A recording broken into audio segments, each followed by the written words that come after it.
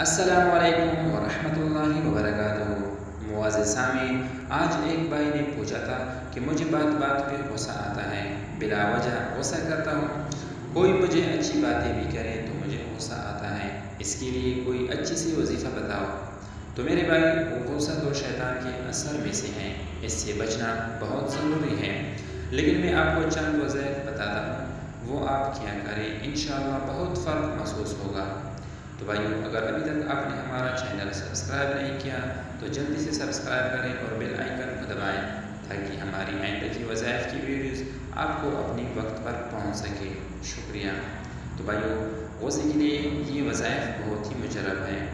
حضرت سلیمان بن سرد رضی اللہ تعالیٰ عنہ سے روایت ہے کہ میں نبی کریم صلی اللہ علیہ وسلم کی مجلس میں حاضر تھا، دو آدمی ایک دوسرے کو برا بھلا کہنے لگ گئے اور ان میں سے ایک کا چہرہ سرخ ہو گیا اور رگیں پھول گئی، تو نبی کریم صلی اللہ علیہ وسلم نے فرمایا، میں ایک کلمہ جانتا ہوں، اگر یہ شخص اس کلمہ کو پڑھ لے تو اس کا غصہ ختم ہو جائے گا جو کہ اس پر سوار ہے۔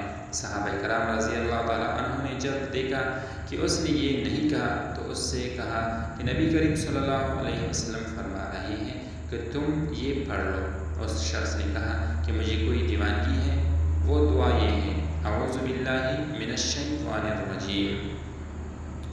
حضرت عطیہ رضی اللہ تعالیٰ عنہ سے روایت ہے کہ رسول کریم صلی اللہ علیہ وسلم نے ارشاد فرمایا، غصہ شیطان کے اثر سے ہوتا ہے، شیطان آگ سے پیدا ہوا ہے اور آگ پانی سے بجھائی جاتی ہے، لہٰذا جب تم میں سے کسی کو غصہ آئے تو اسے وضو کر لینا چاہیے۔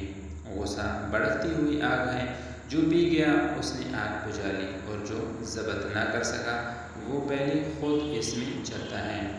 تو بھائیو، جب بھی کسی بھائی کو غصہ آتا ہے تو وہ سب سے پہلے اعوذ باللہ من الشیطان الرجیم پڑھ لینا چاہیے، اس کے بعد بھی اگر اس کا غصہ ٹھنڈا نہیں ہوا تو پھر اس آگ کو پانی سے بجھا دینا چاہیے، مطلب وضو کر لینا چاہیے۔